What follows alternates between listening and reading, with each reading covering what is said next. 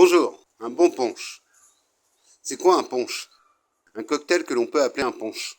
Le punch est un concept de cocktail plutôt qu'une recette. Le tea punch est une exception. Il serait plutôt un daiquiri rustique ou le daiquiri, un tea punch adouci. La base, l'alcool, un spiritueux. Cela peut être du rhum, du gin ou de la vodka ou un autre. L'important, c'est qu'il apporte de la force. Pour nous, c'est surtout du rhum. Une dilution. Cela peut être une infusion.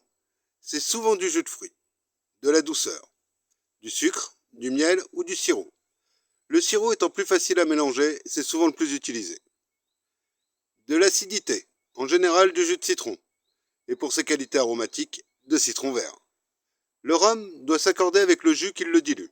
Le sirop adoucit le rhum et améliore certains jus. Le citron fait passer le sucre et peut aussi améliorer le jus.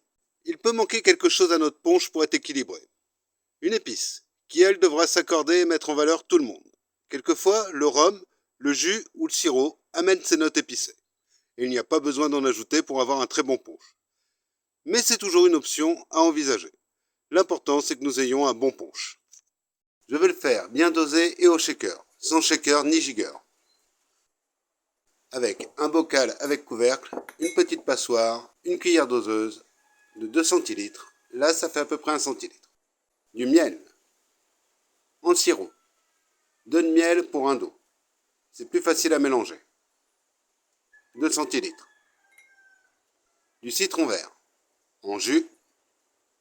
1 centilitre. De l'orange. En jus. 4 centilitres. Du rhum Longto, le 50. 2 centilitres. Du rhum vieux Rémoningue première cuvée. 3 centilitres. Du gingembre frais. Un petit morceau. Râpé. Un bac de glaçons. 2 pour le verre.